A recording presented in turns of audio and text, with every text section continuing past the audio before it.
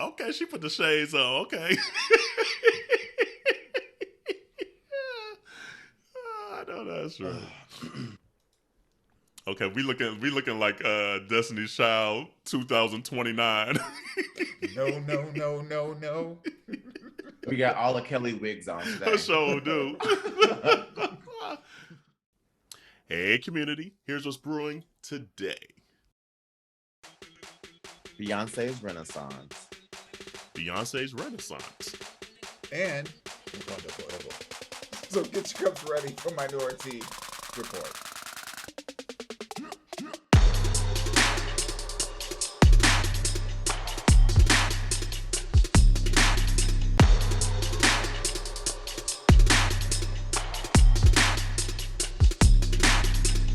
Hey, welcome to Beyonce's Report. Minority Report. I'm Auntie Carell.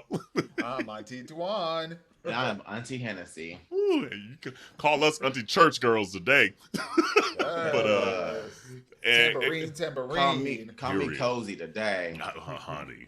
So community, just a forewarning, we're going to get all the housekeeping out the way. If you have not subscribed, please subscribe. If you're new here, welcome. Thank you to Minority Report. We're the aunties, yo aunties right here. You know, get you some merch. Wash your hands, wash your legs, wash your ass. Okay, we got that all the way. And before we get to Beyonce too, Dro was just mentioning, we got to talk about Wakanda Forever, the trailer that dropped. Oh, Yes. That got everybody in their feels. I'm not gonna lie, I teared up watching that trailer. I was like, I damn. am not gonna lie. I teared up and I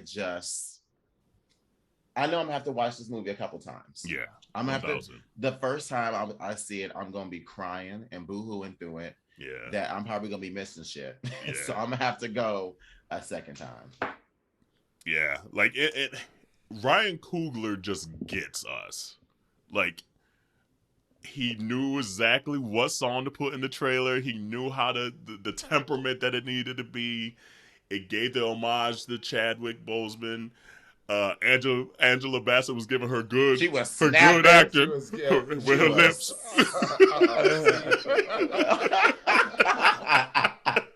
You know, when she get them lips going, that's her good acting. Let me tell you, not Keke Palmer coming for her though. Too, the internet ain't playing.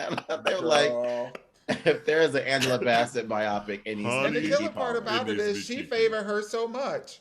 Yes, She She favors really her does. so much. And I her agree. mannerisms, the way that her mouth moves. Ooh, even Siri root for Angela. even Siri was reading for Angela. Okay.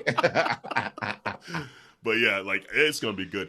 Like I thought we showed up for the first one. We might show up for this one even more. Oh, we'll We're wearing definitely show all up white. this We're one. wearing all white. Ooh. That's what people are saying.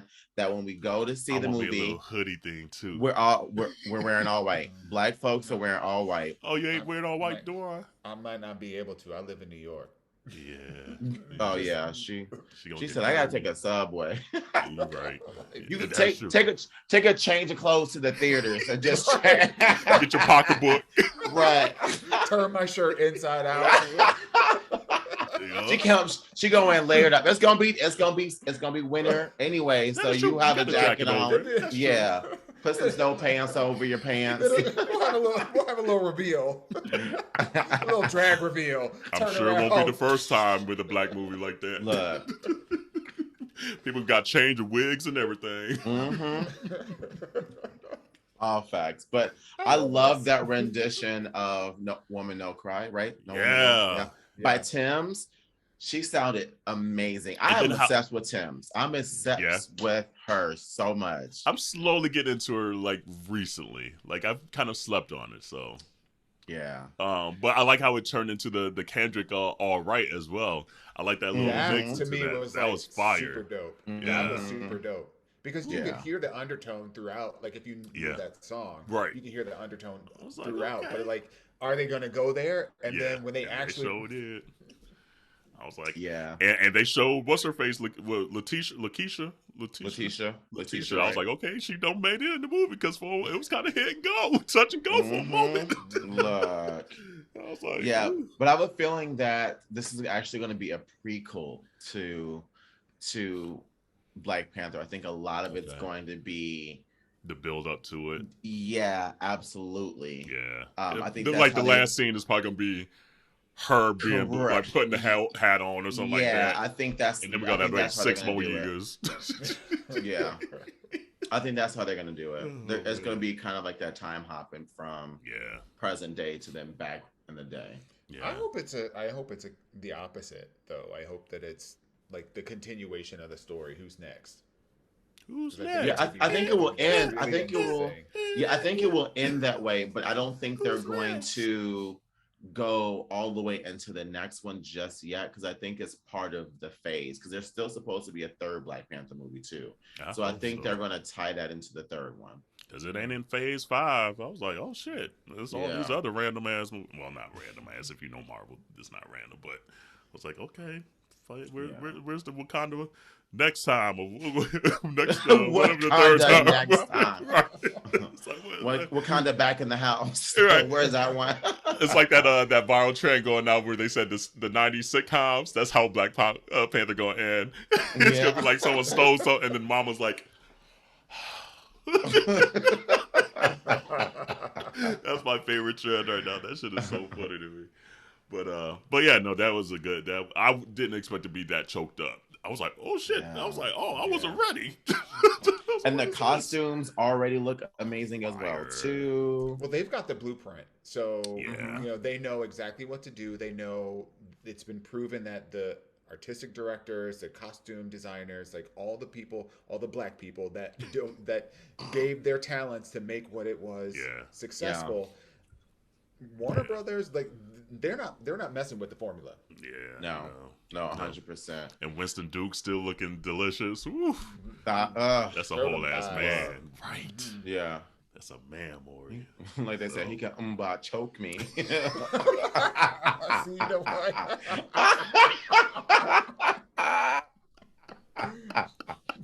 I forgot about that.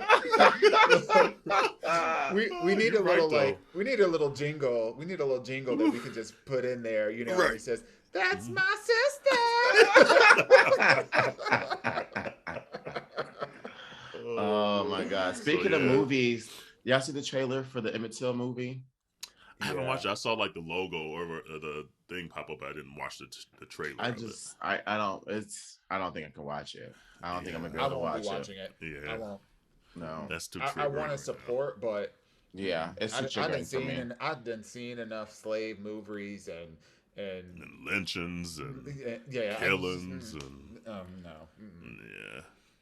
Yeah. Now that one movie that Jordan Peele did with I haven't yet seen it yet. Nope. No. I'm sorry, not the one. The one before Nope with Keke Palmer, where it wasn't Jordan Peele, but no. It was. What was it called? We're like rhymes like right. Can I buy a bottle? Right. It didn't do that well. Let me put it that way. Okay, now. But the whole point of it was she was a slave that came back to like whoop ass on her masters. So Django. No. Oh. This came out like last year with Keke Palmer. Oh no, that's that one. Damn. So unless it's about Black redemption, in the slaving times or whatever, I'm not trying to see somebody else. I'm not trying to live that trauma. No, I'm trying to see superheroes, not us like in trauma. Why don't y'all have somebody make some more Jesus movies? Since you love to like burn in our turmoil and our trauma. Go ahead and get you another Jesus movie and watch his back get split out with nails and all that stuff. Well, because their person, Mel Gibson. Yeah, you said their person. I'm so dumb. Next topic. Let's go to Beyonce shit. Okay. All right, community. Spoiler alert. If you haven't listened to the album, I don't know where you've been. We know it's only been 2 days or maybe 4 days, depends when you listen to it. But we're about to go track by track. So if this is not your kind of day to listen to something like that, because it's literally going to be all Beyonce, see you next week. Because here we go. Track 1 was titled I'm That Girl. And from the get-go, she talking shit. from the jump. From the get. She let you know within the first few bars, this is not that kind of album. Nope. Yeah. Show wasn't. Yeah. I was like, okay. And here's I don't even want to tell when I listen to it, but the first line is, "These motherfuckers ain't stopping me."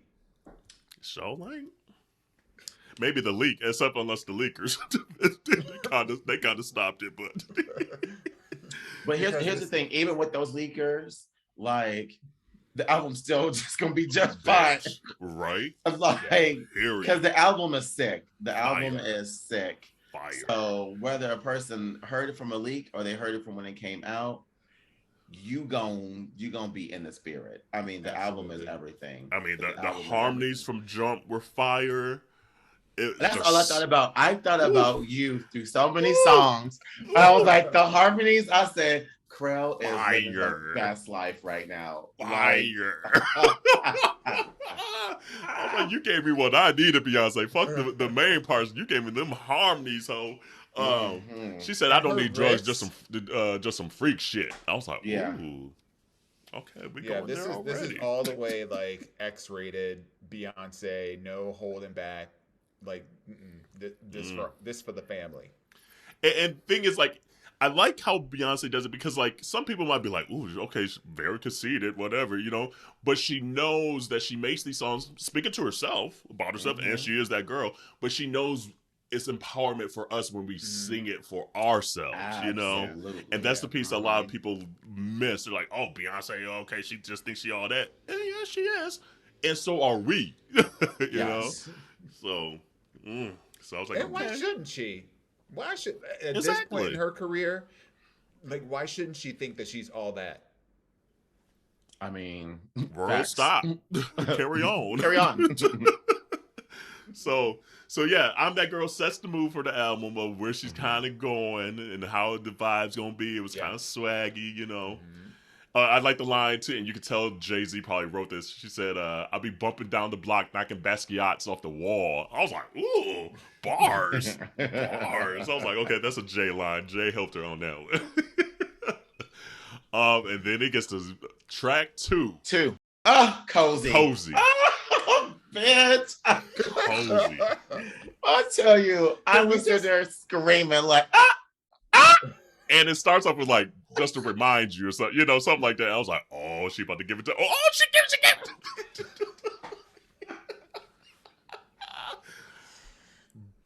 I need to just hear that at the club. That's all I need to do. Facts. There weren't a lot of like just out bangers, which is what I absolutely love because there was breadth and depth through the whole thing.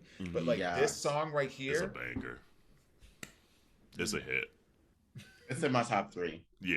It was everything. We'll see if it makes it in our top 3. And this is one of the songs that I want to see the video for. Right. Yes. You know what I'm saying? Because it's like there are other songs where it's like, oh, this is good music for like people to make TikToks against, but like there are certain songs that you want to see the music video. Yeah, and this is one of them. And hopefully after we record this, she don't drop the music videos on the regular day.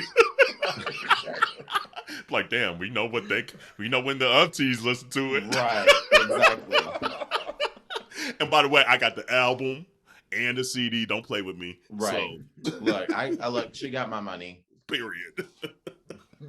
And I'm a streaming on Tidal, where Jay-Z used to own. So I mean, come on now, they got my money. In other words, we're invested. Period. We are clearly invested. And let this concert come out. Can you imagine? I just want her to do this concert, just this album, front to back. Really? Question. Just this album? Does it matter to you where you would want to see this concert? Yes, I mean, I've learned that I don't want to be on the floor. Because the last 2 concerts, she's either had like a long ass runway that ended up having water down that way, and then if you were on the floor looking at that tall pillar, or even the On the Run tour too, the thing lifted up and went over you. So I want to be somewhere in the lower bowl. I want to be like on the side, like I on the side, where I can so you see can everything. See it from everywhere. Like, Yeah. Because the floor now, she's just doing too much shit now. Well, I guess you're right. I like being on the floor. I will only sit on the floor. Oh, that's Auntie Shar for you. Ooh. Look. Ooh. I don't go to a lot, look, I don't go to a lot of concerts, but when I do, bitch, she is not sitting in the balcony watching the TV. No, I don't care if the tickets is $50. No, I know that's right. not doing Yeah, that. because the formation I was in Lower Bowl on the Run Tour 2, I was on the floor. Okay. And I think I actually enjoyed the Lower Bowl more. The only thing about the floor, though, is this them hard ride or dies, and them bitches be lit. It'd be fun as shit. Yep. But okay, Cozy, anything else? Let me see. What did I write down here? I said, bitch, I need to be at the club ASAP. And a video. Yeah. That's what I That wrote beat down. is literally everything, though. Yeah. I'm loving the beat because all I wrote down was dance hall act / Afro beat. Oh, I said fluorescent beige, and then she said, I'm black. I was like, I like that. Okay, so track 3 is Alien Superstar. I liked Alien Superstar. I'm not gonna lie. I liked that it was something different. Yeah. It's like it was like some alien house shit. It's a alien house shit. That's what it felt. That's what I wrote down. I was like, "This some alien house shit. That's fire." But it reminded me of Legendary. I feel like the beginning of it is like some of the songs you hear on the show Legendary. I would agree with that because I wrote down "Unique is what you are," which I absolutely love that part of the song as she was talking about, and then I wrote "Category is." Yes, because she said that at the end. Yeah. I like category bad bitch, I'm the bar. I'm like, I know that's right, ho. But she also did a song like this on the Beyonce album, Haunted. Yeah. Kind of like the talking track of it. Yeah. But this reminded me of a blend. This was like almost some Future, and I guess alien house shit, like Future, like 90s stuff, because like in the early 90s you would every once in a while kind of get those talking kind of house tracks and it'd be like category da da da da da da, it's not really singing, but you're just like you're living for it. So that one was just unique. It was just a different kind of sounding thing. I also feel like at this stage you've listened to 15 minutes of music thereabouts or whatever, and she's already telling you what the vibe of the album is going to be like. You know, like she's letting you know that like this is going to be unorthodox, because like just those first 3 songs are different. So different. So different. And I think going in here, like I think because obviously Break My Soul is so house, I was like, oh, we're about to get like a whole house album. And I should have known better. She don't do that. And I like that it was a variety of it. But the foundation might still kind of be like the housiness of it. But it was still kind of picking up a 70s the pace of it. But she did kind of some 70s soul, some funk in it, some Afro beat in it, and the house on top of it. Look, I love the fact that she throws Mother Africa in everybody's faces. I love that. Yes. I love that like a couple of like at least a couple of songs out of her albums have like more Afro like influence in them, and I love that because it's given that whole genre of music a platform. And I thought of you, Duan, when she said this line. She said, "Label whore, can't clock, I'm so obscure." I was like, "Ooh, yeah." I was like, "That's that Duan shit." Oh man. Okay. So then after that, we go to track 4 and we go to Cuff It. Cuff It, which is a nasty. It's a nasty song. Damn. That's the song. Literally, I was thinking about you, Carell, when this was coming on. Cuff It. I love this whole like disco roller skating kind of like vibe, because it reminded me a lot of what was the other song that she did that was Blow? In my opinion, those 2 songs could live back to back with each other. Yes. Yeah, 100%. I can see that. Because I said, get me some roller skates. Cuff It made me actually like think about like a family get together, a barbecue, like when everyone get outside and you're just dancing, like even though the lyrics nasty as hell. Look, she said, "Cuff it while I bust it for you, baby." I'm like, okay. But let me tell you though, but we grew up on songs listening, and everyone, and you'd be like, ooh. I Shit, mean, you I was know singing. that. Hoochie mama. My- There I- go that's your my- hoochie mama. Boom, boom, boom, boom, boom, boom, boom, boom, boom, boom. You Big booty heard that. hoes. Right. Look, okay. Might be one of the best openings ever. This Hoochie Mama. Oh, God. That and like Oh, Poison. God, Lord, we were traumatizing ourselves. And I mean, I was singing like Adina Howard at like 10 years old. Like, what the hell I'm singing Adina Howard for? Let's see. I put down "Fuck Up the Night." That's dope. You know, Parliament vibes. There were some parts that was just very funk driven to me on that one. Yeah, and then acting hella thotty. I feel like this will be another album where, because like Beyonce, through her collaboration with her other writers and whatnot, they always come up with interesting alliteration, you Yeah. know? Yeah. And so, and then we pick that up, you know, and this feels very much like that. It feels Yeah. like people are going to be quoting a gazillion things from this album because the Yes. lyrics are just so damn good. And it's such a gay ass album. Like she gave the Black queer community what we wanted. Yeah. Like it was a Yeah. love letter to that community, you know. Yeah. Even though like a lot of it, yes, she's still talking about her relationship and things like that, but the energy of it, she's like, you have supported me for here's the 7th album, the official album. So I mean, she's done put out like 11 or something like that albums between Destiny's Child and the Carters and Christmas album shit. But this one felt very much intentional. I'm giving you a love letter to that community specifically. 100%. Invisibility, like understanding that she has a certain kind of platform, and if she can use that platform to elevate a whole genre of music, and therefore a whole class of individuals that belong to that community, like, that's an amazing thing to do. Because like I don't think I wrote it down, but like after I like did my write downs, I was listening to it again. Because is it Cuff It or one of the songs where she was just saying like, and now I'm gonna get the words wrong, but it was pretty much saying like male, female, or somewhere in the middle, like hinting at like just like non-binary and things like that. I was like, that's dope. I was like, she's giving, like you said, a face and seeing us and say, "You're visible, baby. I got you. Cuff it." You know. And to be clear for the listeners, we basically had like maybe an hour or two before we were recording the podcast to like go in. So if you're like, this is not an in-depth, that's okay. We'll be talking about this all year. So let's move on to the next track. Since we got many. Okay. All right. Number 5. So Big Energy. Yes. That was the first Afrocentric like song of the album, and I love the song a lot. It also reminded me of Black is King as well a little bit too. Like I felt like it could have been a song on that album. Yeah. There's another record that I felt was in the vein of Black is King. I said the same thing. I was like, oh, that's a leftover Lion King track. Yeah. But I also love, like, we got a taste of like the mid song, or like the in somewhere in between the song where there's like an actual break between certain styles, and you got a sense of that through this one, because it's like starts off with continuing the disco vibe, and then it transitions into the African side like midway, which was really cool. Yeah, I said continuation of Cuff It.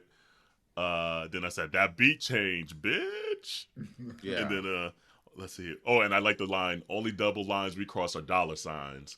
I was like, okay. I was like, I'm still in that one. I like that one. She said, camera goes pop, pop, pop, pop. And then she goes, because those Karens turn into terrorists. I said, bitch. I wrote that too. I was like, yes, I know that's right. And here's the thing that I love, like, it's such a dance album. That you might miss some of those moments where she's talking her shit, you know? And I'm like, and then did you catch the Freedom sample at the end?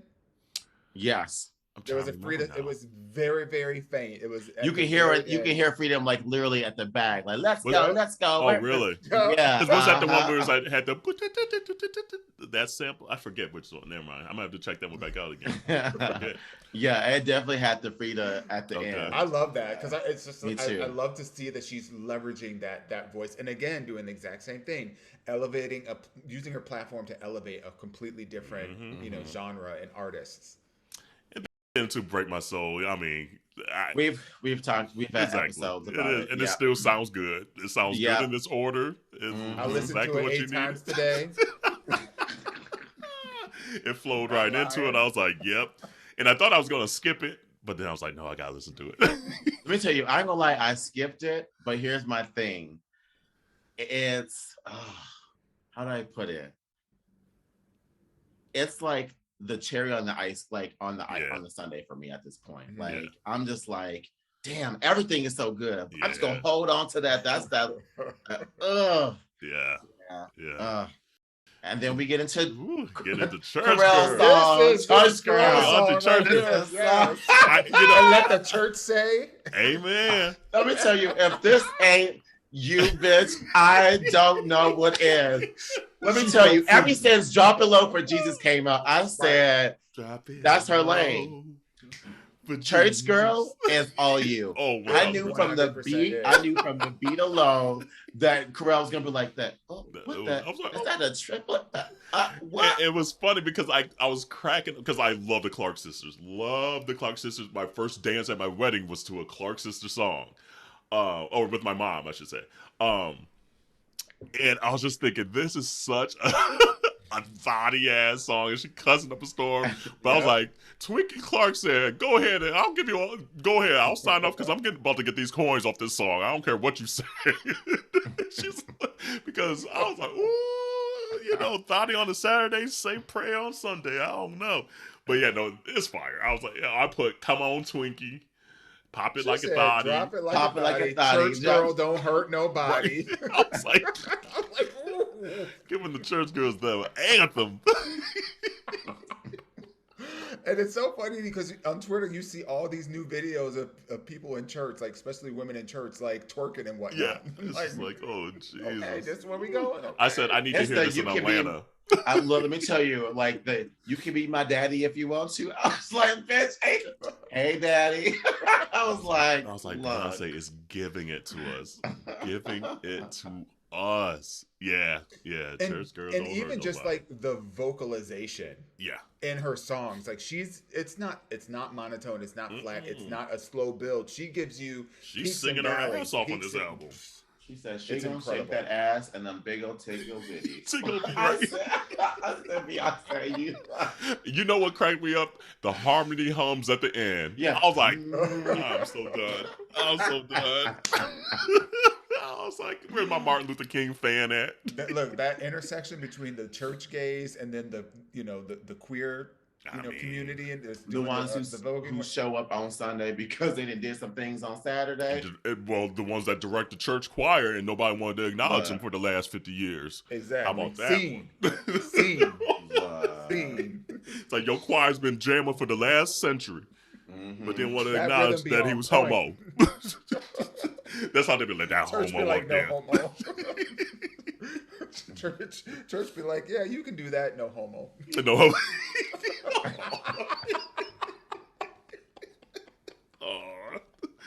But come on, Twinkie, I'm here for Twinkie. Woo. And then after Church Girl comes Plastic Off the Sofa. Let me tell you. That's okay, so it's not as ratchet as I thought it was going to be. Right. But I actually really love this song. It's great. And you know what? It reminds me of Solange. It is a very Solange. It gives me very much Solange. Yeah. And I love the harmonies too. She was like, yeah. You know who it reminded me of? Like, come on, it was bitch. very Amel LaRue. That's like, it was okay, yeah. Like I was like, I could see Amel LaRue singing this song so much. But who helped write the song is Sid from the Internet, the group. Really? Yeah, so that, and she kind of, and once you listen to it, you're like, okay, it's got that Sid energy. Yeah. I actually liked it. I thought it was really beautiful, and I like how it came. It gave an energy change, right when I wasn't expecting, but it wasn't a bad energy change. No. It was like okay, let me go ahead and slow it down. Let me catch my breath real quick. Yeah, absolutely. It was a slow song without it being a slow song, if that makes sense. Yes. Yeah. It was like almost like the ballad of the album, but she still made it a dance song somehow. Right. Look, let me tell you. Hey, because I was still dancing this song though, because she had that little bounce in there with the dun dun dun dun dun dun dun dun dun dun dun. I was like, okay, I was like, I'm here for it. Yep, I said Funky Donna Summer, the slow song of the album, and very Emile LaRue. So, okay, so we're at the halfway mark of the album. What are your standouts on the first half of the album? Well, let me just say, and I told Carell this. I mean, well, obviously, Jarrell, because you were part of the conversation. At this point, I had to go buy some hair. I said I could not do the rest of this album the disjustice of not serving. She really not did. Serving. Yeah, and she said there's a video of her walking into the wig store too. Like she was not playing. Because like I was literally on that train listening to how I was like, I want to shake something. I want to shake this hair. Right. I was like, should it be another wig episode this quick? It is. Everyone's like, yes. Yeah. The next thing we know, we see Dewan at the wig store. With this little Auburn Tony Braxton moment right now, y'all. Yeah, if you're not watching on YouTube, you can watch it. There you go, looking pitiful. Oh, come on, let you go.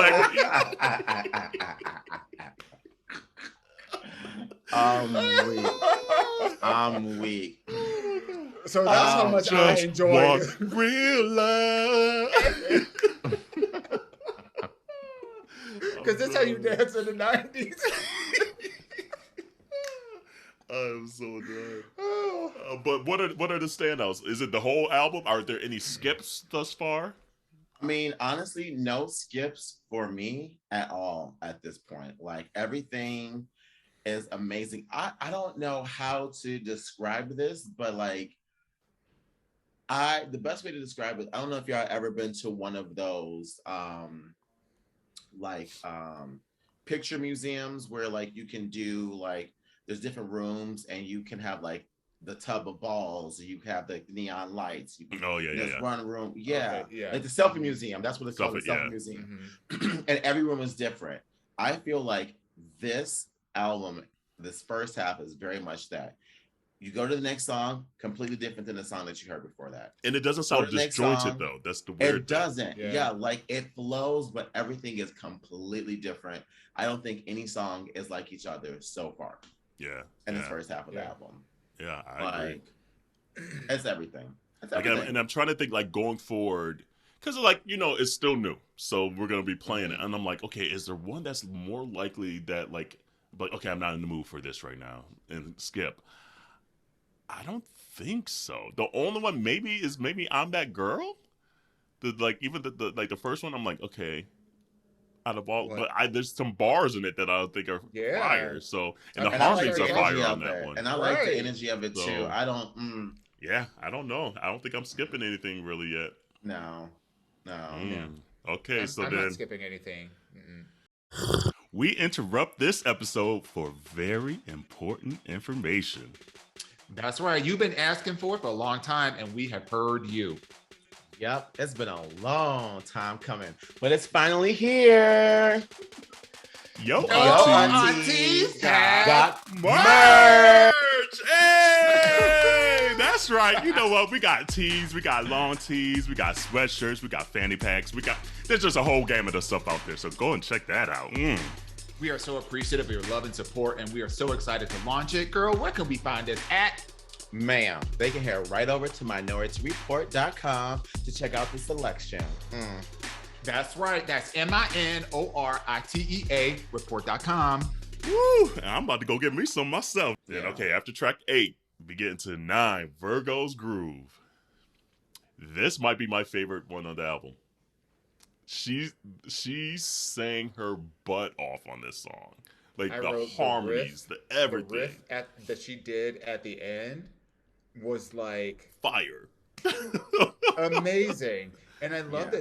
I love that she's actually hitting registers that she doesn't normally hit in her other records. And like she's letting you like this was very much like a vocal song. Like she Mhm. had fun playing You're not around gonna with her be- vocal ability on this song. Yes, You're not going to be 100%. Pam Mam trying to be singing this song, you know, No. in karaoke because the musicality within it and how crisply she's hitting those notes. This is gonna be like one of those Virgo's Groove challenges, like the Jasmine Sullivan challenges, because she had some riffs in there. I was like, Beyonce showing y'all, don't play with me. I can still sing, bitch.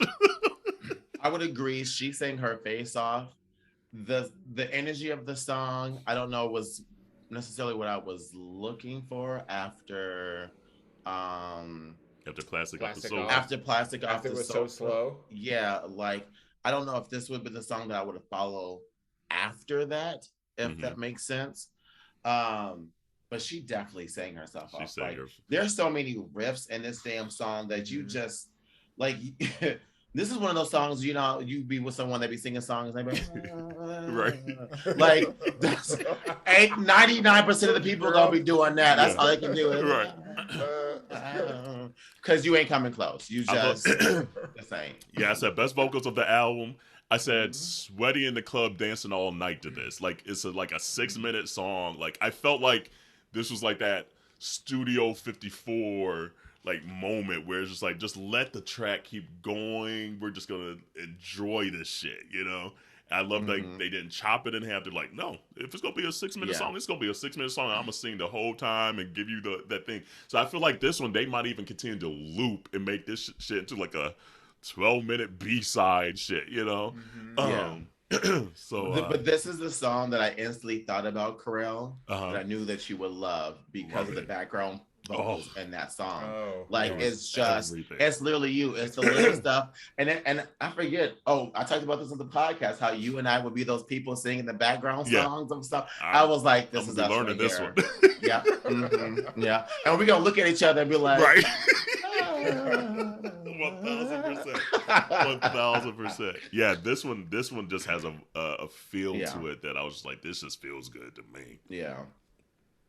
Do I know?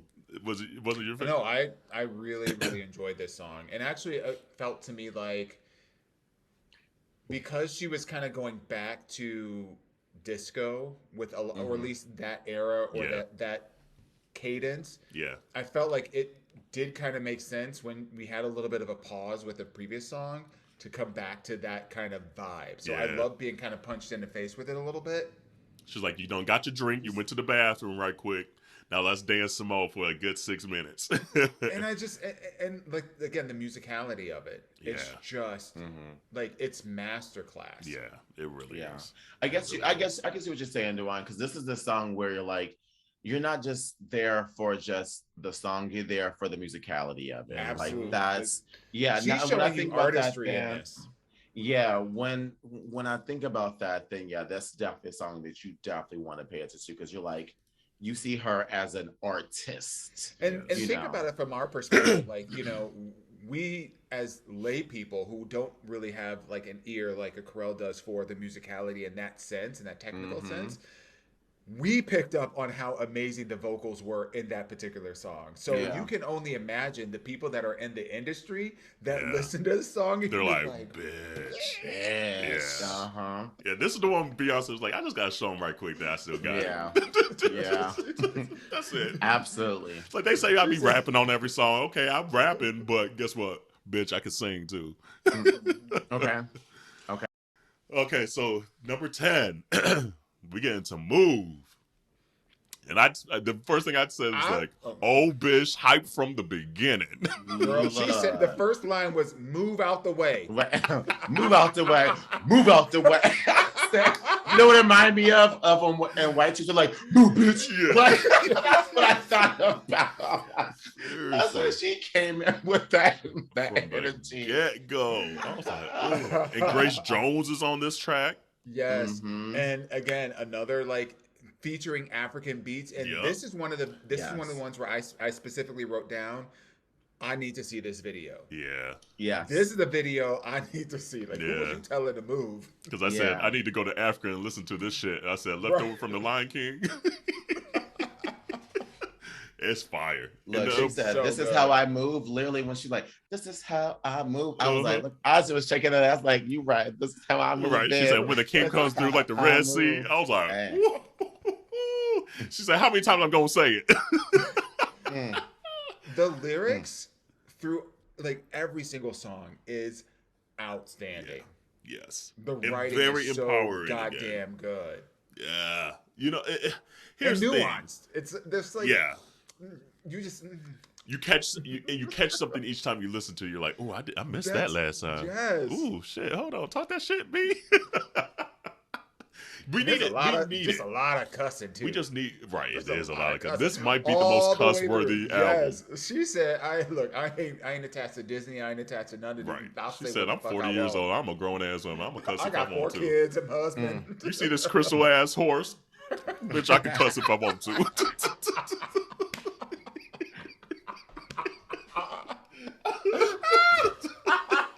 I'm just saying, she's like, I know how myself up with this crystal ass horse. I can cuss if I want to. Well, she said, forget the check coming out their neck, throw their crystal horse. Honey, period. I'm just saying. Oh Lord. Funny. But yeah, no, that was fire. Oh, and I like she goes, or something like, out my face or something like that. She do a little tongue pop. It said out my face. I was like, okay, I like that. I'm still in that one. Yeah, that was just really good. That was really good, and it was a nice change of pace too. Yeah, like that was another change. The musicality and the interest, it just got more like energy. Yeah, that was good. Then what after that? That one was Heated at number 11. Yeah. This one is this the one that? Let me see here. Oh no, wait, hold on. Oh, this one I put down might actually be my least favorite on the album so far.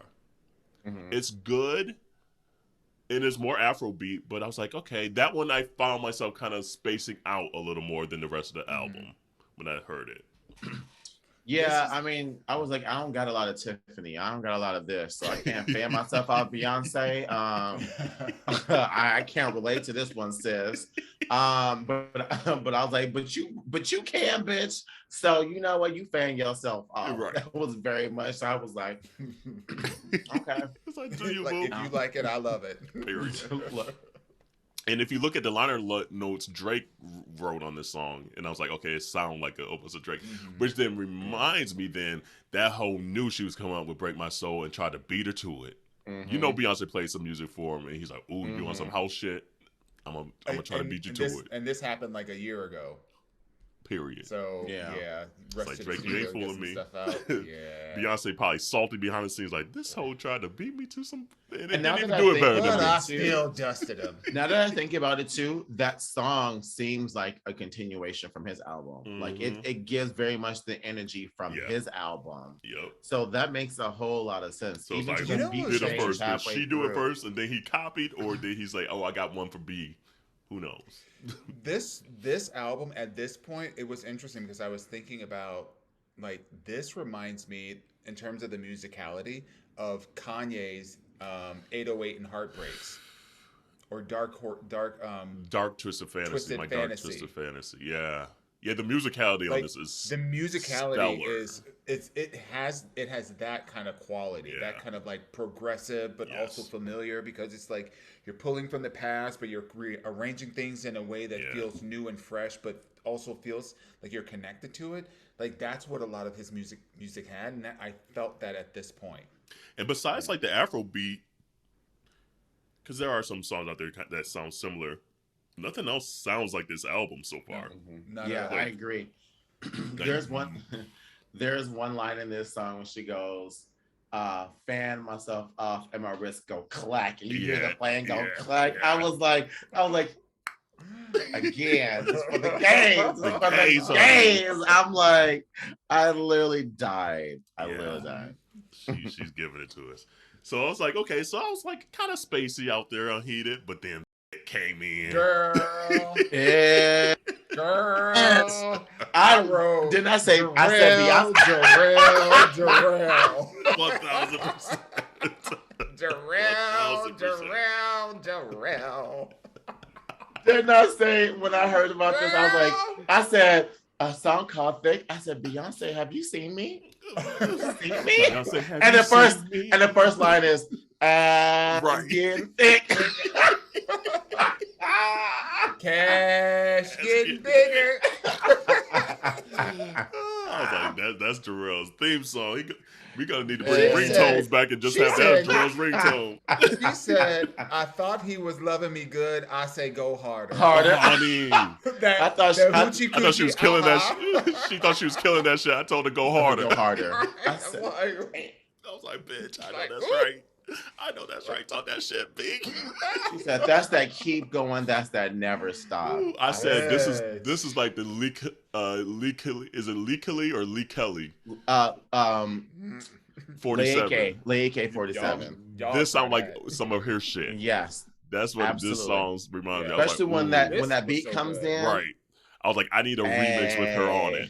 I also wrote, this is one of the ones that I want to see the video for. Yeah. This video is going to be off the charts. And Hit Boy's the producer of this one. Hit Boy has done some hits all over the place. He's done God, my brain's going blank right now. He did Sorry for Her. He's done, did he do Formation or was that Mike Will Made It? One of the two. Hit Boy's on just a lot of like big songs in the rap world that you're like, oh shit. And his sonics to me hit harder than anyone else. There's I don't know what frequencies he's tuning his shit to. Any song that Hit Boy does, I'm like, yo shit just hit. Like, ooh. So I wrote down a stink face. Let me tell you, this song I want to hear at the club. I want to hear that song. Yes. I need the club. I need the video first. And she said, because I need to know what we doing in the club. Right. You're right. You're right. It's like, what's the dance move for that part? She said she on a diet, but she better not lose that ass, though. And I thought of Jarrell on that part, too. There were some amazing key changes in this album as well. Yeah. Like, even when she's hitting you hard with like these raunchy ass lyrics, she is still giving you vocality. Yeah. Mm-hmm. Yeah. She wasn't slacking. She's on like, in case you forgot, since my last, here's another one. And here's the thing: you can tell over time her voice has gotten lower. Like she's tapping into that lower registry that I thoroughly enjoy. Like, I love it. I love her lower registry. It's like giving a little rumble underneath there. I'm like, okay, hit that low note B. I was like, you might not, but actually, she showed that points that she could still hit some of these higher notes. She just chooses not to. She did. Because and the thing is that you could tell a lot of songs too. She's like, okay, I know how the tour's gonna go. It's like, I don't need to be hitting these high notes all night, every night. But also, I feel like the mood of these songs runs a little bit deeper, and so to kind of like sing on top of the mood, I feel like would just do disservice to like the depth that these songs have. Yeah, no, Do you feel like at this stage of the game, for anybody that's out there like listening to the album, by this point, do you feel like people get the message that Beyonce is putting out there, or do you think it's going over people's heads? I think it depends what community is listening to it. Yeah, for Got sure. you. Okay. Yeah. 100%. 100%. We get it. The folk that look like us get it. And not even in the queer community, queer adjacent. Like, you might have your best friend might be gay, your uncle might be gay, or even if you don't have gay people in your family, black people we just get it. Especially a song like Thick. I mean, we're going to be throwing ass left and right. Just the way that it was. Look, if you go back to our episode last week, we were talking about just the way that things were spelled. Yeah. Told us all we needed to know. Period. Because even Corey came on today, and I was like, oh, like, because he was listening to the album at work, and he's like, text me. I was like, stop texting me. I haven't listened to it yet. Like, just stop, please. And he was loving it. I was like, what did people say? Like, he was like, because he said he was dancing in his chair, and he was like, yeah, the little white girls were like, I don't really like Beyonce like that. I was like, who are these people? Like, the same people that'll be liking her in about 15 years. Yeah, you're right. The same ones that's gonna wait for Taylor Swift to do the exact same thing she did and be like, oh my God, Taylor Swift did it. You're right. Because I was like, I don't know how you listen to this album and not realize how spectacular she is at making music. Like, I just don't understand that. Taylor Swift's next album is going to be called State Fair because Renaissance is open. I can't stand you, girl. I'm just saying. I got the ribbon. Cakes. I got the #1 ribbon. See? Not funnel cakes. And butter making competition. I am done with y'all. Oh, so dead. Record number 6. Cornfield Maze. Let me tell you, because you know that's exactly what Taylor Swift gonna do. I hate you. I'm so done with you. You're right, though. You are right. There is truth in their statements. Their statements.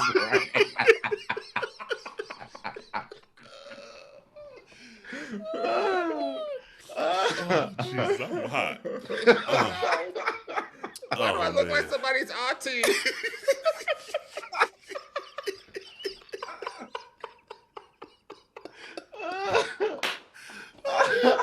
Even with the beard, I'm like, what's her name, Sherelle? Well, you know you got that one auntie, like the older she gets, she get a couple Clooney's on her chin too, so. Oh, man. Oh, Lord. Okay, track 13. All Up On Your Mind. This one was different. This was another one where it kind of like took a different turn again. It's like right when you thought you was like, okay, I'm on it again. Okay, I know Vic. Okay, we about to get Vic part 2. She's like, nah, we're gonna turn a little bit. But then I wrote down different, still stank face though. Because the beat was hard. The beat still went kind of hard. Exactly. Because it was just like it didn't have all the percussions and stuff in it. It was like very kind of like bare bones, but was like tough as hell. So yeah. I felt like this was more about the music than it was about the vocals. Okay. Yeah. I can see that. I felt this is for like the music folks. Yeah. It was dope. This might be another one though that I don't listen to all the time. Mm-hmm. Yeah. If I was going to skip another I will definitely listen to it because I like how it goes hard. Mm-hmm. And I liked him like all up in your head, like, bitch, I know you think about me. Like, this is a song to the haters. And that's what I think I like about it, you know. I'm gonna be honest. Look, that Capricorn gonna find a way out some way or another. Oh, well, that energy. She said, I may not be about violence, but I woke up.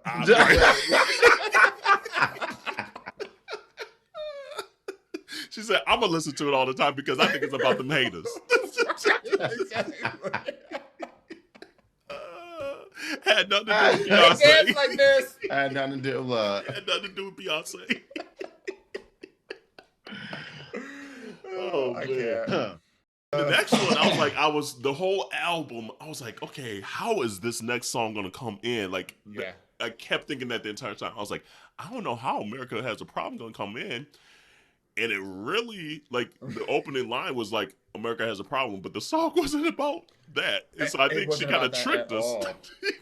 She said, I know I got to put something out there that say America has a problem, but I'm going to still keep y'all asses dancing about something else. This one had a Knight Rider vibe to me. This felt like Midnight in Miami. Like, it just felt really sexy. Yeah. Really, like, 1991. Very like it was like the R&B version of synth pop. Do you know what I mean? Like just synth but with soul. It hit for me. Oh, 1000%. This song for me, I felt like Beyonce was like Ursula, and she took Sierra's kind of like little rhythmic voice, and because this song reminds me of something that Sierra would do. Really? It has very much of like that footwork, that kind of like, especially the first half of that song. Yeah. I said I was doing the old music school reminded 90s me of dances. Sierra. Well, and again, what Sierra is normally known for, having music that makes you want to do those 90s, dances. And I felt like she was like, that's my point. I feel like Beyonce was like, see, I'm gonna take your shit and you ain't got shit. Literally. Anything you can do, I can do better. Why are we? This is 3 episodes in a row that y'all done brought Sierra up. Sierra said, I had nothing to do with this. Y'all keep bringing she up was my already name. brought up before I was even in the conversation, so I just participated. She said, I had nothing to do with this. Y'all still bringing me up. But she can come on the podcast and, defend herself. 1,000%. Oh, the defenders. Oh, there ain't no defender. See, I'm on your side again now. On this one, I said. Song. Oh, go ahead. This one I just said. Doing old school. I said that booty gonna do what it want to. I love that line. And then I said, "Come on, backgrounds." It gave me a lip curl. I was like, "Ooh, come on!" Like the backgrounds on this one was fire again too. So this was one of my favorites on the album again. I wrote down lyrics more from America Has a Problem. Oh, really? That was one of my favorites. Yeah. Ooh, but it was one of my favorites. This was my favorite song. You know this was my song, bitch. This is the one I texted y'all. I was like, bitch, she gonna give us even more at the end of the damn album? I was like, I cannot take this. I cannot take this. Team too much. It was too much. Team too much, yes. It almost took me out. This was Vogue down. Down the house, bitch. I won't be in the club. He said, money, money, cunty, honey. Yes. Like, I was like, Beyonce, stop it. Just stop it. Like, I can't deal with you. Why did you give us this song? Like, my body cannot take it. 3, 2, 1, too fucking busy. I was like what? When that bass line came in. Yes. She said, this is my technique. My technique. This my technique. I said, honey. Like, that's probably why I'd be like, honey. Like, Miss Honey. Think. What she said, it should cost $1 billion to look this good. Of course, shit go down when there's $1 billion in an elevator. I'm done with you. I'm done with you, Beyonce. I'm so done with you. And if you go back a couple of months when we were speculating, when we just kind of like heard inklings that there might be some like Vogue scene. This is what we was thinking of. Or whatever. This is exactly the kind of stuff that we were talking about. Literally what I ate it up. This is one of my favorite songs. This is a forever song. Yeah. We're gonna hear this song. I love the rest of our lives. Yes, I love the snaps, and I like the change and the snaps, because you actually hear the audible snaps. Yes. Because it went from pure, which was just like hard, like Vogue hard, right? Yeah. to Honey, which I love that she gave credit and homage to Miss Honey. I forget what's the drag queen's actual real name. I forget right now. Miss Honey at the end. Was it Honey? Maybe her name is actually Honey. Actually, it's Miss Honey. Miss Honey at the end. Yeah. And so because she did that whole key change into the disco moment, and then Miss Honey at the end. Miss Honey. To give her credit, like she gave her writer's credit, even though she's no longer alive. So the estate, if there is a estate, because she died in the 90s, to have her moment now, 30 years later, 40 years later, almost. That's amazing. Killer. Yeah. So that's again a moment of Beyonce saying, love letter to you guys. Thank you for your contribution to music. Thank you to your contribution to fashion. Thank you to your contribution to culture. Which just goes back to show how much we've grown, particularly within our community. How much we've grown. Because like when Madonna did this, back in the 90s with her song Vogue, there was some credit-ish, but she was basically taking, like, feigning credit for that whole movement.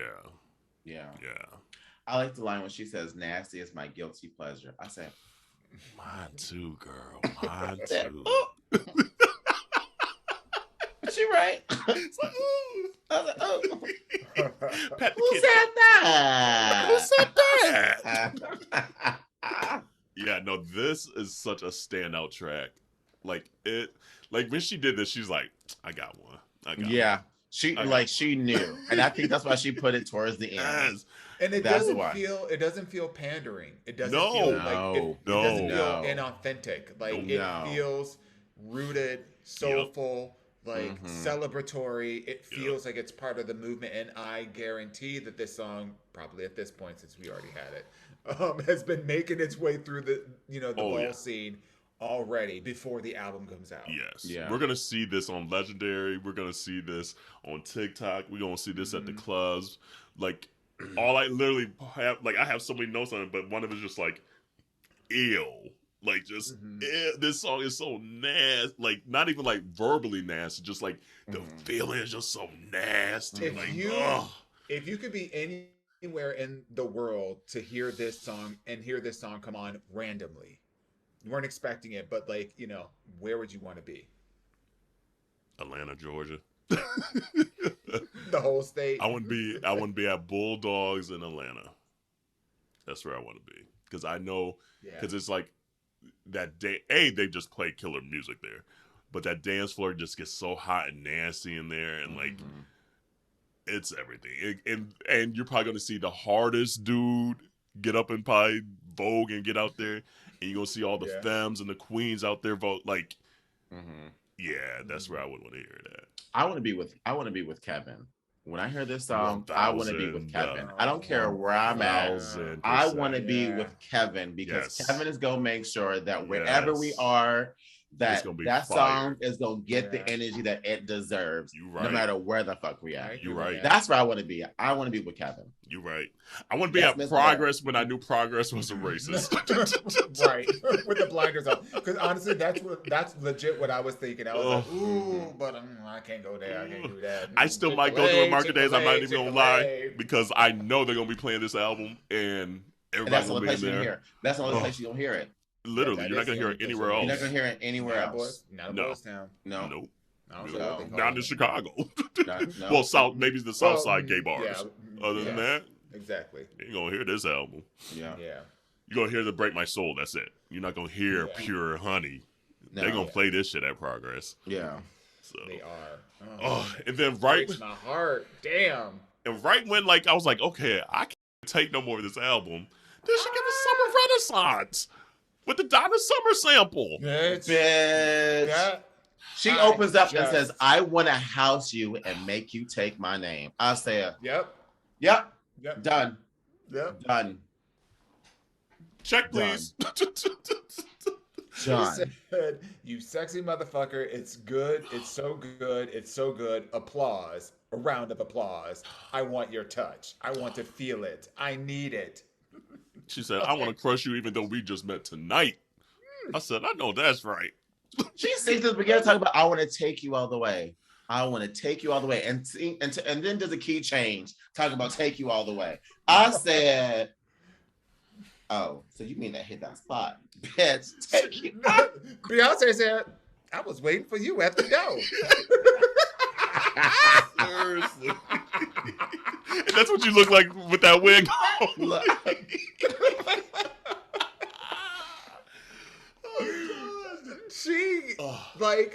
She stabbed us in the throat. She said, you thought I was done? This might be the best two ending songs on the album I've ever heard. It's phenomenal. It makes me not want it to end. Like the way she said, "Oh, got Act 2 and 3 coming. Don't worry." but I'm talking about like it makes you want to start all over from the beginning. Yes. How she ends it, like you can't help but like. No. So let me start this shit right on up. Yeah. This is an album that you could put on at your party, like you having people over and let that shit just run through. You ain't gotta put no playlist, nothing. Yeah. Just let this album ride. I'm not gonna lie. I'm mad that we didn't get this song before summer. I know. Because let me tell you, this is a summer album. Bitch. Yeah. The album is summer, but the Summer Renaissance is just, I want to be at somebody's pool party. I want to be at the beach. Yes. to just be out in my hoochie daddy shorts. It's giving Speedo. It's giving bright pink toenails. Absolutely. It's giving wigs. It's giving tank tops. It's giving sweat going down your side. So we needed to have 2 releases. Because we need to Break My Soul. I'm sorry. We need to Break My Soul. Absolutely. We just need to ship everything up by 2 months. Right. Thank you. We need to Break My Soul because people needed to understand that this is not the same kind of Beyonce that they were expecting. Yes. Like we but in a weird way, it is. Is everything like, because you always hear people before like the probably from like Beyonce on, like Beyonce. Because it went, for Beyonce Lemonade. So, like, Beyonce and Lemonade, they're like, oh, we want the old Beyonce back. We want the pop Beyonce back. She gave it to them. But here's the brilliantness of Beyonce now. She's giving them what they want, black. Right, she knows now that she could do what she did before. Where it was kind of, like, exactly. Like, before she knew she had to coddle that the white community. Now, and not even her. Not even her. Record labels. Exactly. And to get to the level that she wanted to get to, she knew she had to kind of play that game for a while. Get to forward, put some albums out that she wanted to put out, and now this is the happy medium for everyone. It's pop shit, but if you listen to the shit, you're gonna read these lyrics. This shit is black as fuck. Depending on who you are. You know? And that's what she's so good at now. It's just like white people don't even know that they're listening to some blackity black stuff and making you take it. Like, she ain't coddling you. She telling Karen's, you terrorist hoe. Absolutely. And you're going to love my friends that are in this queer black community. You're going to love my trans community. You're going to love my non-binary community. You're going to... And it is so stellar. It is so... it's top-notch. It's top-notch. I can't even take it. She sang her face off on this song too. On some of the songs, really especially at the end changes? Too. Yep. Yes, I put sang Beyonce.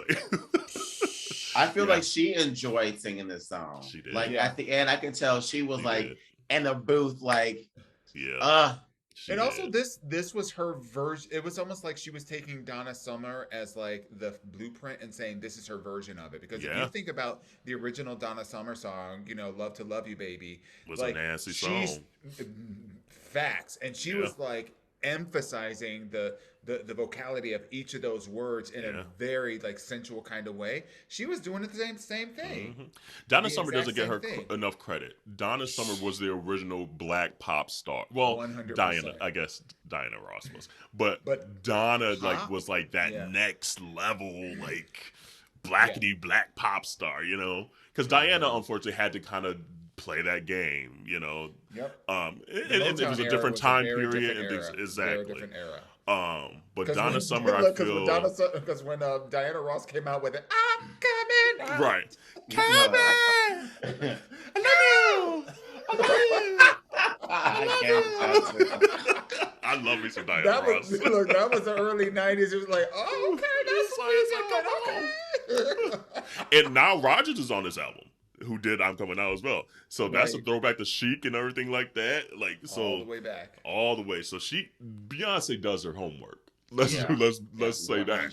Like, I was at this point of the game, I was sitting here thinking about what was on the cutting room floor, because again, she's coming out with multiple like sets, and so like in my mind, you always hear like of artists having, especially artists of this caliber, having so many songs that they sing and that they love and and it's about putting an arrangement together. They could love all of them, but it's about putting an arrangement together to make an album. I'm wondering what was on, like, literally what was on the cutting room floor. We still haven't really got that twangy kind of like country, which I think is what Act 2 is going to be. I think Act 2 is going to kind of be more the singer-songwriter Beyonce, you know. I still think number 3 is going to be DC3, and it's going to be revival or resurgence or restatement or something. I would love to see it. I would love to see that. Now, has it been confirmed that there's going to be multiple acts? Like, has that? I forget where was that. Maybe her site that it said Act 1, Act 2, Act 3. Okay. Yeah. So how long do y'all think it's going to be between? I need at least I to gotta the end get of the through year for this October. one. I need at least October. She said, "At least I need 90 days. Girl, 90 days. I need a 30, 60, 90. Bro, let me I mean, since you riffing off the 90s, I only need 90 days. But- I'm gonna need 90 days. I'm gonna I need can't. because this Not Beyonce on probation. honey, because this just did me in. Yeah. It did. I knew it was gonna be good. I didn't think it was gonna be this good, yo. And the thing that I love is that it's what I didn't know I needed. Right. You know, like it's something different. And I knew I needed something different because I'm like, man, a lot of the girls are doing the same things these days. Yeah. But I didn't know what that different was missing that I Right. wanted. And this is the answer. Like, this is... And she gave us 16 songs. She hasn't given us 16 songs on an album. And Like on like a minute. regular album Yeah. ever. I'm looking through it now. I'm like, okay, Beyonce had 14. What about B-Day? I think B-Day was probably the last one that maybe had that many. Or if you did I Am Sasha Fierce, we kind of had 2. 4. Okay, so 4 had 12. I Am. Okay, that's the world tour. I Am. And you know she came up with like 95 versions of I Am. Right. Oh, don't Yeah. with me. Shit. The Beyond. Okay, here I Am Sasha Fierce. So do you think, now listening, having heard all of the songs on the album, do you think that Break My Soul should have been the record that was released before all the rest? Yeah. I think so. Yeah. It was the right I call. 100% think so. And why? Just to prepare everyone for the unexpected, because that's what the album gives you. Yeah. She gives you literally her and just in a variety of different forms. And I think if she would have gave us any of the other songs, I think it would have been like, okay, that's typical Beyonce. Or not even just typical Beyonce, but what people expect of Beyonce. Yeah. And I like that she left the things that people know her for album only. Yeah. And I like that Break My Soul was, hey, this is a different version of me, so expect this going into it. So then that way, when I got Beyonce, I was like, oh, there she is too, bitch. Yeah. Like it was like a pleasant surprise. Everything else would have been right. Everything else would have been. I think they would have been like, oh, okay, we expect that from Beyonce. Yeah. Not that it was bad or anything like that, because everything is different.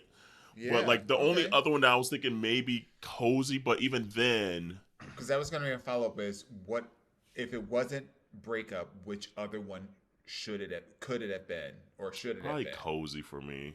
I think Cozy is poppy enough. Either Cozy or let me look through here. Maybe I think Cuff It. I think Cuff It would have been the one that I think would have been the other one that she came out with. Yeah. Okay. Yeah, because The more commercial ones. Okay. Yeah. But see, I was now I think she could do honey, whatever I was the fuck between she wants. Pure Honey and Summer Renaissance. I mean, I think those would have been great. Don't get me wrong. I think those would have been, people would be like, bitch. yeah. But I think those songs are so good. I think it would have, I want to say set the bar too high. I got you. But yeah, I got you. But they just like these songs just fucking blow your wig off, bitch. Like Pure Honey and Summer Renaissance. Make you what about like, one? Okay, bitch. Right. Facts. Okay. And I'm like, don't start. That's starting too hard. Yeah. I would be like, I get that. But I Am Sasha Fierce didn't have 16. It looks like it had like 12. And then the first one I'm trying to find, or wait, B-Day, this day anthology one. Hold on. I forgot she had all these shit.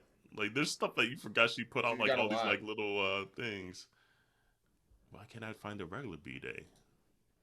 Dangerously in Love had I can't remember. 15, so that's the closest. B-Day had 14 with the extended remix. So she ain't gave us a 16, just like regular ass album ever.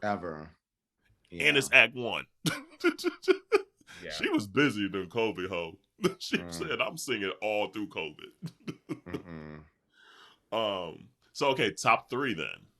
Oh, you smiling. I see he trying to get that little picture there. I see him smiling.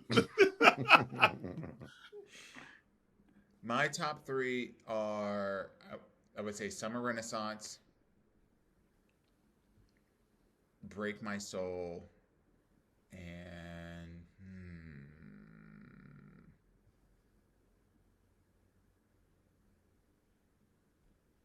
I would say Move. Okay. Yeah. What are your three, Jarrell? I'm definitely gonna have to say Thick. Number one. Hey. I love Pure Honey and I love Summer Renaissance, but I'm not gonna lie though, Church Girl, Cuff It, and Cozy are just like, I love those three songs too. Like, I'm glad you said that because I thought y'all were gonna pick on me because that was gonna probably be my answer. But like, I can't just do three. But Pure Honey is for sure. And this is me taking Break My Soul out. Like, yes, I was like, okay, yes, Break My Soul because I love Break My Soul, right? Because I added it in mine, so. Right. So I was like, I gotta take that one out because everybody know that's a bop and a half.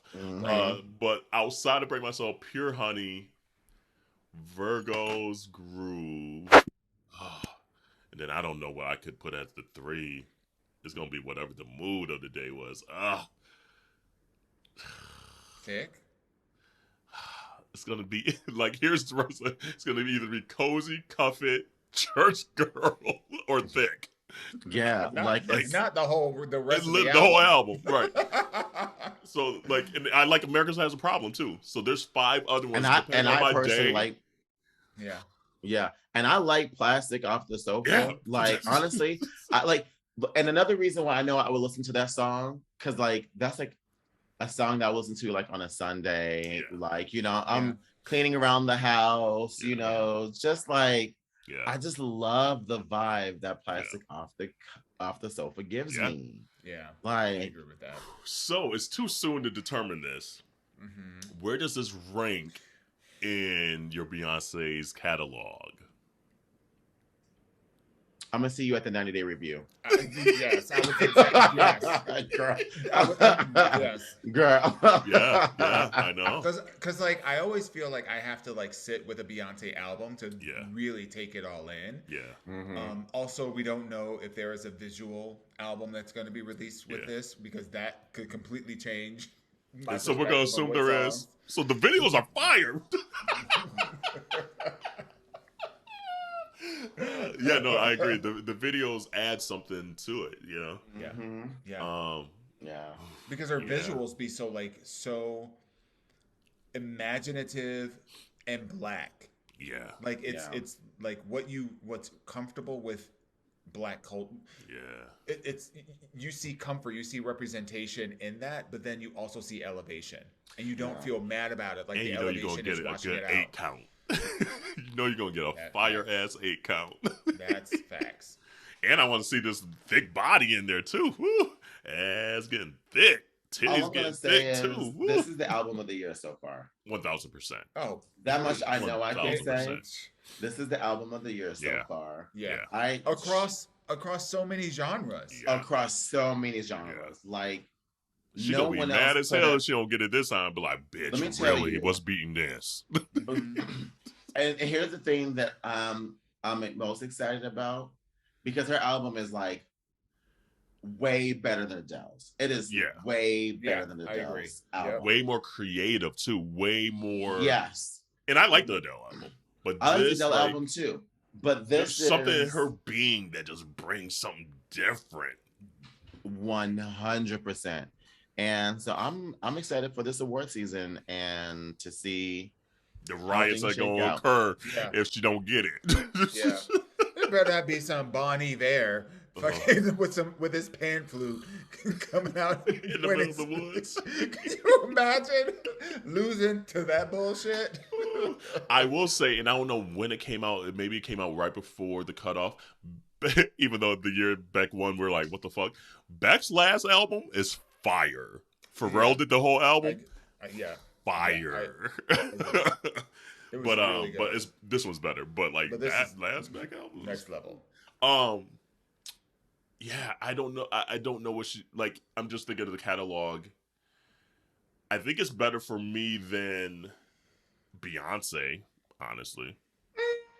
Beyonce wasn't my favorite album. Like, it was a good album, but might be the album I played the least out of all of her catalog. Yeah. Really? Yeah. Yeah. Girl, I Am Sasha Fierce is probably the Oh, yeah, I take that back. I Am Sasha Fierce is the one I played the least. Yeah. Yeah, that's the one that I played Yes. the least. That's Because there's some actual boo-boo songs on that album.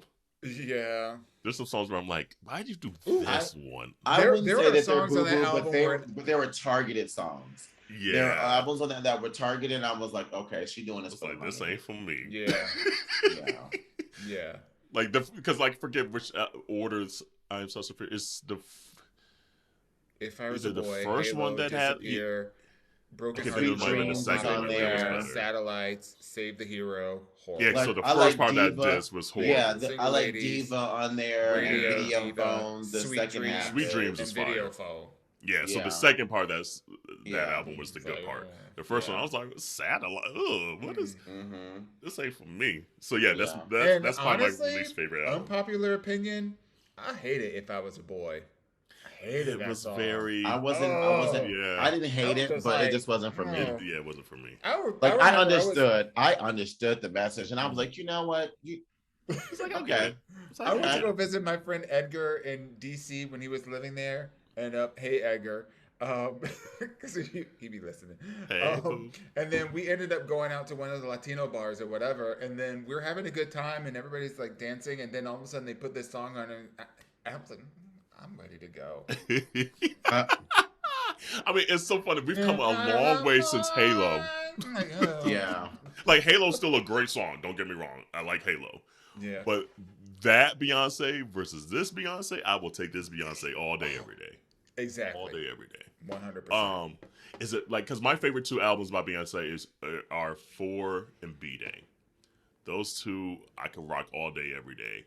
Yeah. Have they beaten those two for me yet? It's pushing it.